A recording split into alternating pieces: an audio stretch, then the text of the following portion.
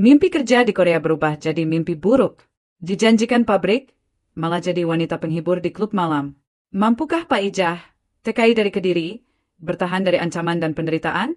Atau justru menemukan cinta sejati di tempat yang tak terduga? Ikuti terus kisah Mbak Pak Ijah di sini. Tulis di kolom komentar, dari kota mana saja kalian, dan bagikan pesan moral apa yang Anda dapatkan dari kisah ini. Jangan lupa subscribe channel ini untuk mendapatkan cerita-cerita inspiratif lainnya.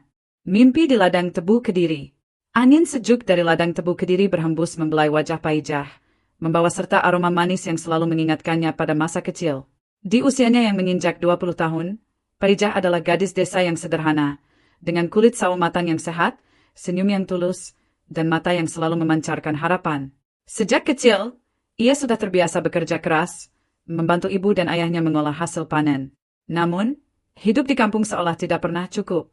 Mimpi-mimpi besar mulai merayap di benaknya, mimpi untuk membelikan ibunya perhiasan emas, memperbaiki rumah yang sudah reot, dan memberikan pendidikan yang layak bagi adik-adiknya.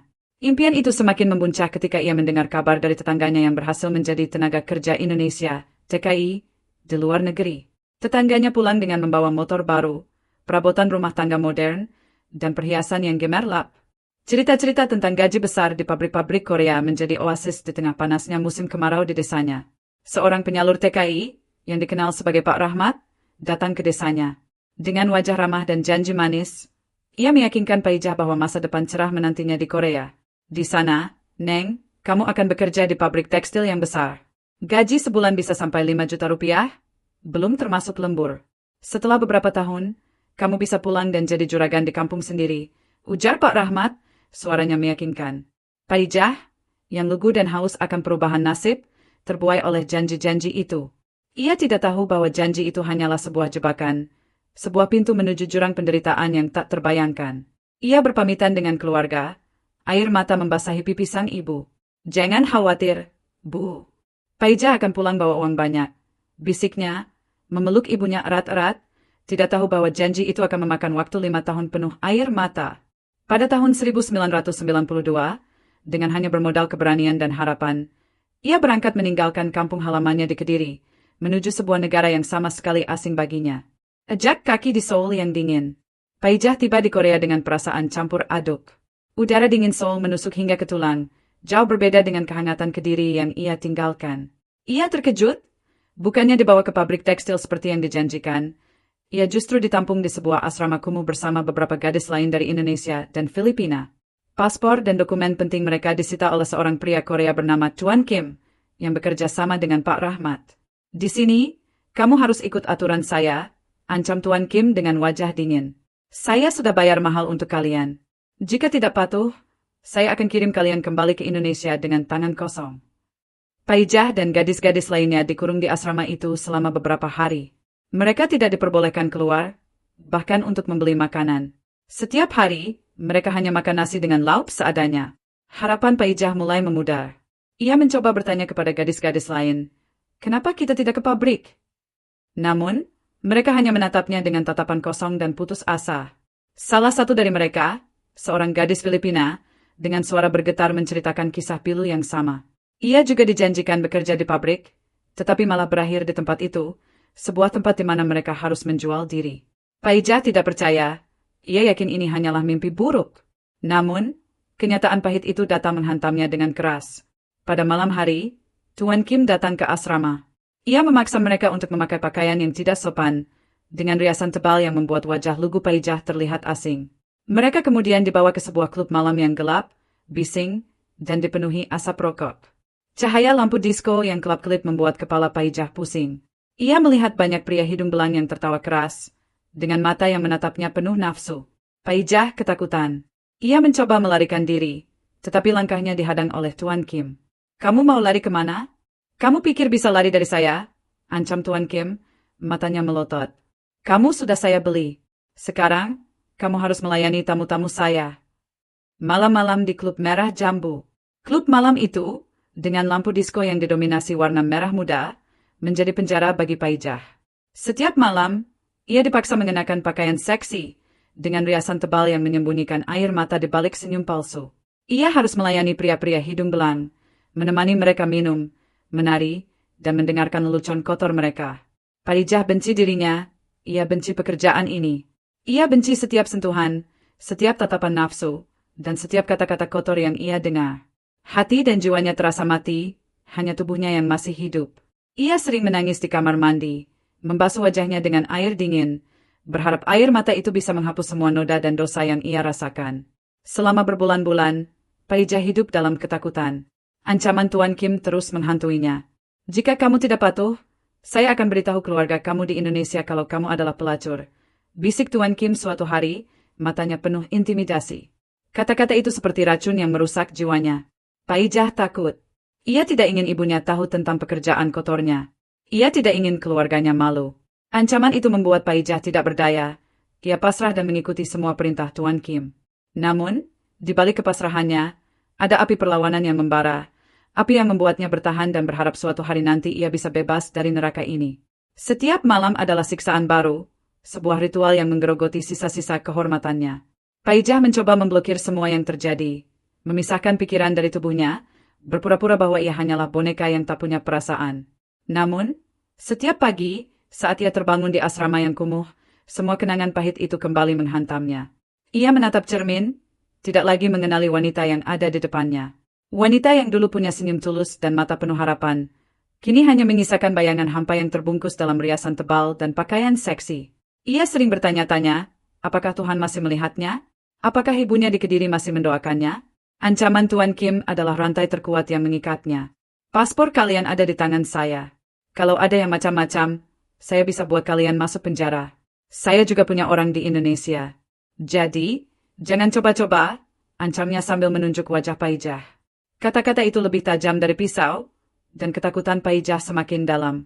Ia membayangkan wajah ibunya, wajah adik-adiknya, dan rasa malu yang akan mereka tanggung jika mereka tahu kebenaran tentang pekerjaannya. Ia tidak bisa membayangkan bagaimana reaksi ibunya jika mengetahui bahwa ia, anak yang sangat ia banggakan, telah menjadi wanita penghibur. Di tengah penderitaan yang tak terbayangkan, Parijah mencoba mencari celah untuk melarikan diri. Ia sering mengamati Tuan Kim, mencoba mencari tahu di mana ia menyimpan paspor dan uangnya. Namun, Tuan Kim adalah pria yang cerdas dan kejam. Ia tidak pernah meninggalkan celah sedikit pun. Harapan Parijah untuk melarikan diri semakin tipis, dan ia mulai kehilangan keyakinan. Namun, di balik keputusasaannya, ada api perlawanan yang membara. Api yang mengingatkannya pada janji yang ia buat kepada ibunya. Api yang membuatnya bertahan dan berharap suatu hari nanti ia bisa bebas dari neraka ini. Kepingan rindu dan harapan yang rapuh. Di tengah penderitaannya, satu-satunya sumber kekuatan Parijah adalah surat dari ibunya. Surat itu datang setiap bulan, berisi kabar tentang adik-adiknya, hasil panen di ladang, dan harapan bahwa Parijah baik-baik saja di Korea. Jangan lupa salat, Enduk. Ibu selalu berdoa agar kamu sehat dan sukses di sana, tulis ibunya dalam suratnya. Air mata Parijah menetes, membasahi surat itu. Ia rindu, ia sangat rindu. Ia rindu masakan ibunya, tawa adiknya, dan aroma ladang tebu di Kediri. Parijah menyimpan surat-surat itu dengan hati-hati. Setiap malam, setelah melayani tamu, ia akan membaca surat itu, memeluknya erat-erat, dan membayangkan ia sedang berada di rumah, dikelilingi oleh cinta dan kehangatan keluarganya. Namun, di balik semua kerinduan itu, ada rasa bersalah yang menggerogoti hatinya. Ia merasa berdosa, ia merasa kotor, dan ia tidak tahu bagaimana ia harus menghadapi keluarganya ketika ia pulang nanti. Parijah seringkali merenung. Ia merasa seperti pengkhianat. Di satu sisi, ia ingin membalas kebaikan dan doa ibunya dengan keberhasilan. Tetapi di sisi lain, ia tahu bahwa ia telah mengkhianati semua ajaran dan nilai yang ditanamkan ibunya. Setiap malam, setelah melayani tamu-tamu, ia akan menyendiri, memeluk surat dari ibunya erat-erat. Kata-kata, jangan lupa salat, Enduk, seolah menjadi cambuk yang menyayat hatinya. Bagaimana ia bisa salat? Dengan tubuh dan jiwa yang kotor? Ia merasa tidak pantas. Pada suatu malam, ia menemukan sebuah foto keluarga di dalam dompetnya. Di sana, ia melihat wajah ibu dan adik-adiknya yang tersenyum bahagia. Wajah ibunya yang keriput karena usia, namun matanya memancarkan kehangatan dan cinta yang tulus. Parijah menangis. Air matanya membasahi foto itu. Ia membayangkan apa yang akan terjadi jika ibunya tahu tentang pekerjaannya. Ia membayangkan tatapan mata ibunya yang kecewa, tangisan adiknya, dan rasa malu yang akan menimpa keluarganya. Ia tidak sanggup membayangkan itu semua. Di tengah semua penderitaan dan rasa bersalah itu, Parijah tidak pernah kehilangan harapan. Harapan untuk melarikan diri dari neraka ini. Harapan untuk pulang ke Kediri, memeluk ibunya, dan meminta maaf atas semua dosa yang ia lakukan. Harapan itu adalah satu-satunya api yang membuatnya bertahan hidup. Ia percaya, suatu hari nanti, ia akan bebas. Ia akan menemukan jalan untuk kembali ke jalan yang benar. Dan ia akan kembali menjadi Parijah yang dulu, gadis lugu dari ladang tebu Kediri yang punya mimpi besar. Tatapan mata yang berbeda. Di tengah kegelapan, ada secercah cahaya yang muncul. Cahaya itu datang dalam wujud seorang pria Korea bernama Lee Min-jun, seorang montir bengkel mobil yang sering datang ke klub itu. Namun, ia bukanlah pria yang sama dengan pria-pria hidung belang lainnya. Ia tidak pernah memesan paijah atau gadis-gadis lain. Ia hanya duduk di bar yang jauh, memesan minuman sederhana, dan mengamati mereka dari kejauhan. Tatapannya berbeda. Matanya tidak penuh nafsu, melainkan penuh dengan kesedihan dan simpati. Seolah-olah ia bisa melihat penderitaan yang tersembunyi di balik senyum palsu mereka. Paijah, yang terbiasa dengan tatapan-tatapan kotor, merasa aneh dan aman di dekatnya. Ia merasa Lee Min-jun bisa melihat jiwanya yang hancur, bukan hanya tubuhnya. Suatu malam, saat Parijah sedang menangis di kamar mandi, mencoba membasuh rasa jijik dan kotor di tubuhnya, pintu terbuka. Lee Min-jun berdiri di sana, dengan wajah khawatir. Ia tidak mengucapkan sepatah kata pun. Ia hanya memberinya selembar sapu tangan bersih. "Jangan menangis," bisiknya dalam bahasa Korea, suaranya lembut. Paijah terkejut. Ia tidak pernah melihat pria selembut ini di klub malam. Ia menerima sapu tangan itu, memandangi wajahnya yang tulus. "Aku tahu kamu bukan orang jahat," lanjut Lee Min-jun. "Aku bisa melihatnya di matamu." Kata-kata itu menghangatkan hati Paijah yang beku, seolah-olah ia baru saja mendapatkan pelukan dari ibunya. Ia merasa ada harapan. Ia merasa ada orang yang peduli dengannya. Sejak saat itu, Lee Min-jun menjadi penyelamatnya. Ia sering menunggu Paijah selesai bekerja, dan mereka akan duduk di taman, berbicara tentang banyak hal.